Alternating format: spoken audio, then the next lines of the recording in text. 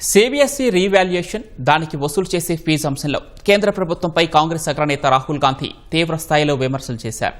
విద్యను ఒక సేవలా కాకుండా వ్యాపారంగా చూసినప్పుడే తప్పులు మరింత పెరుగుతాయని మండిపడ్డారు. ఈ మేరకు CBSE on screen marking, OSM విధానం వల్ల ఇబ్బందులు పడుతున్న విద్యార్థులతో మాట్లాడిన ఒక వీడియోను రాహుల్ ఎక్స్లో పంచుకున్నారు. జేబు దొంగలతో జాగ్రత్తగా ఉండమని కోరుతూ ఈ రోజుల్లో వారు నేరుగా సిబిఎస్ఈ లోపలే కూర్చున్నారంటూ తీవ్ర ఆరోపణలు చేశారు.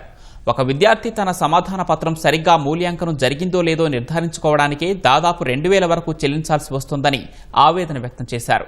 అదే 4 లక్షల మంది విద్యార్థులు ఇలాంటి దరఖాస్తులు చేసుకుంటే సిబిఎస్ఈకి ఎంత ఆదాయం వస్తుందో ఊహించుకోవచ్చునని తెలిపారు. మొబైల్ తప్పులు సరిదిద్దడానికి అయ్యే ఖర్చును విద్యార్థులపై రుద్దటం ఏంటని ప్రశ్నించారు.